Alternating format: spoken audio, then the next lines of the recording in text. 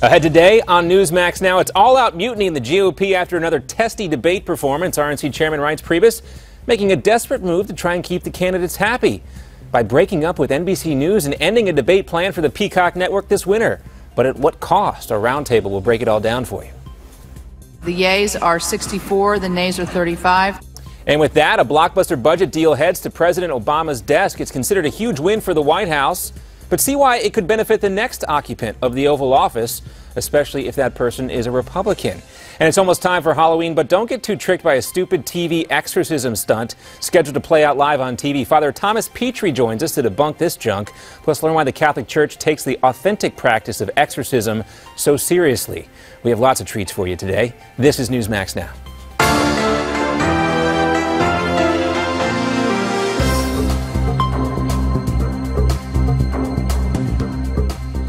And hello, everyone. I'm John Bachman. Miranda is out today. She has already started her trick-or-treating. Just kidding. She'll be back Monday.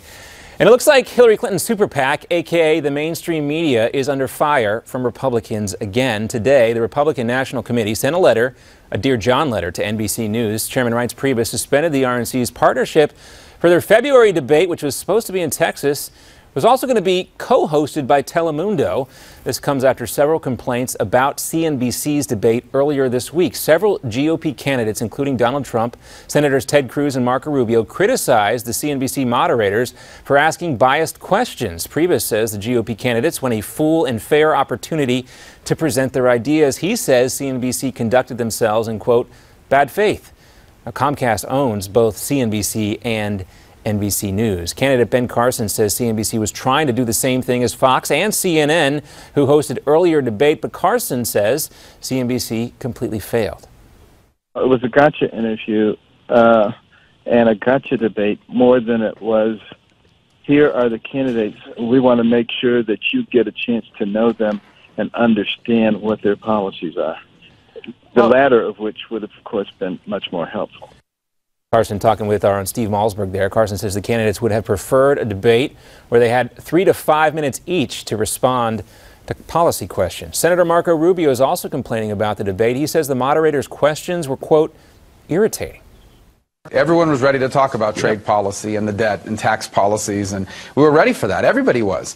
And then you get questions like the ones everybody got, which were clearly designed to either get us to fight against each other or to say something embarrassing about each other, about us, and then ask us to react.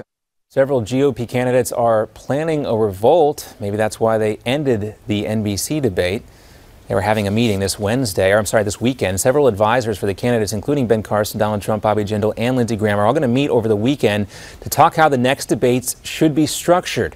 Representatives for several other candidates will probably be at that meeting. The RNC, well, they have not been invited, according to Politico. NBC says it is disappointed by the new development, but they'll work to resolve the issue. So there you go. I think one of the underreported aspects of all this is that this debate with NBC in February was scheduled to be co-hosted by Telemundo, which we just mentioned. You know, the RNC after the 2012 elections talked a lot about Latino and Hispanic outreach. This was their opportunity. Maybe Reince Priebus was overreacting a little bit.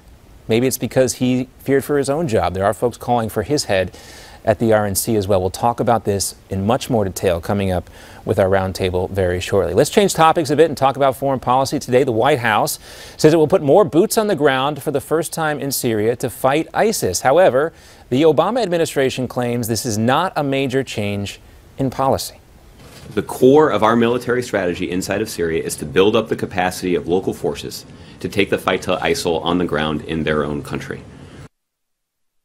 Spokesman Josh Earnest says the U.S. plans to send just dozens of troops to advise Syrian forces fighting against the militants in the northern part of that country. The move is a clear escalation in the fight against ISIS in the Middle East. But Earnest says there is no military solution to this problem.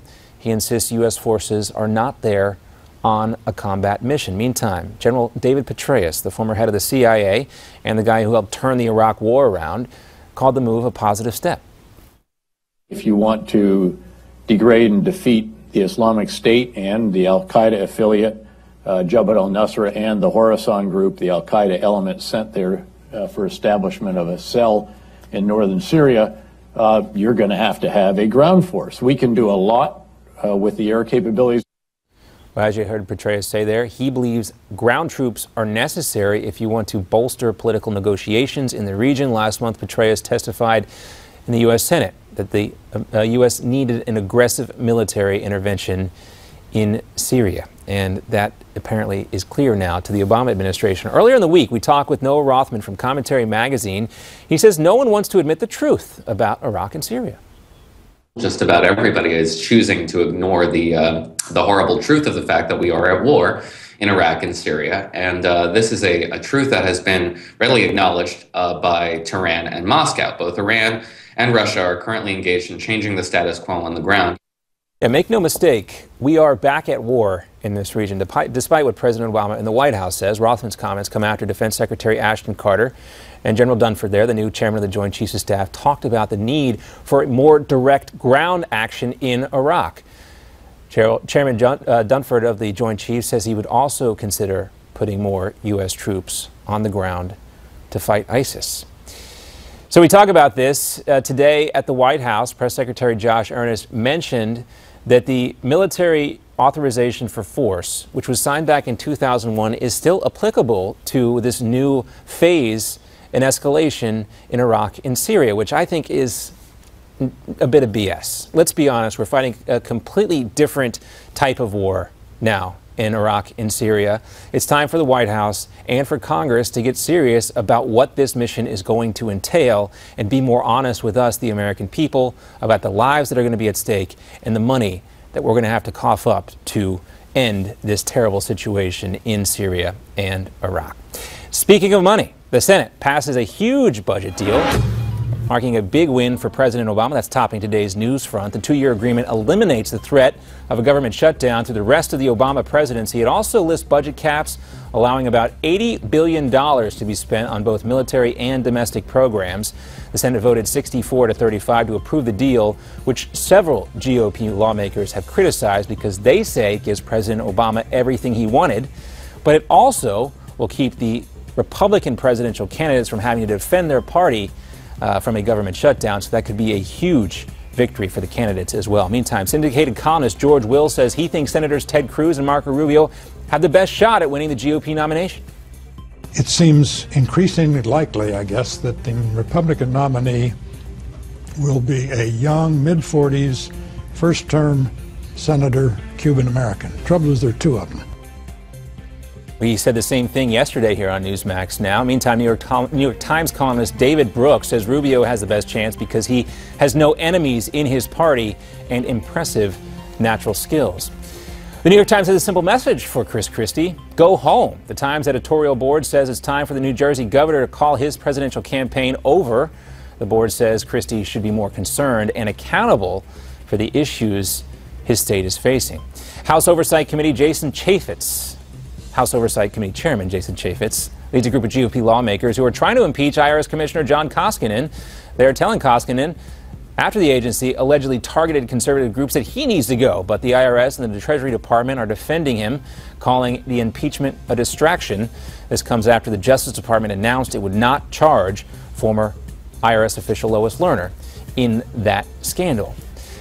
Meanwhile, two senators want to know why the IRS investigators secretly tracked cell phones, a move typically reserved for law enforcement officers. This comes after Commissioner Koskinen told the Finance Committee that the IRS issues a device that locates cell phones. It's called a Stingray. Senators Chuck Grassley and Patrick Leahy, one Democrat, one Republican, say they are worried about folks' privacy. Several police unions will boycott Quentin Tarantino's latest film after he calls cops, quote, murderers. Tarantino's comments come during a Manhattan rally last Saturday protesting police brutality. His remarks also came just one day after the shooting death of New York City police officer Randolph Holder. NYPD Commissioner Bill Bratton says there are no words for the contempt he feels for the filmmaker. And heavy storms are pounding central Texas, causing major flooding just one night before Halloween. Wow. Take a look at that. Pumpkins floating down that river. The storm dropped about 9 inches of rain. Officials rescued more than a dozen people so far, but no deaths have been reported. And African Americans now say they are worse off than during President Obama's first term in 2012. That's according to a new Gallup poll. In 2012, 57% of black people consider their lives to be thriving versus just 53% this year. That's a 4% decrease. Gallup attributes the drop to highly publicized civil unrest in cities like Ferguson, Missouri, and Baltimore, Maryland, after police shooting deaths of black men. Iranian officials have arrested an American businessman in Tehran. Siamak Namazi is the first American to be detained after the nuclear deal with Tehran. He was visiting the country to see his family. Right now, 5 American citizens are also currently being held in Iran. And today's rehash. The topic, of course, still Wednesday's CNBC debate. The RNC has decided to hold off on a February debate that was planned to be hosted by NBC News. As always, the internet speaks up, and that is the subject of today's rehash. New York Times bestselling author Brad Thor. Well, what do you know? After CNBC train wreck debate, RNC tells NBC News to pound sand for February debate. Comedian and radio host Dean Obeidallah. How dare CNBC press candidates for answers? Republicans suspend partnership with NBC News following debate. And talk show legend Montel Williams says, please, candidates need to quit whining.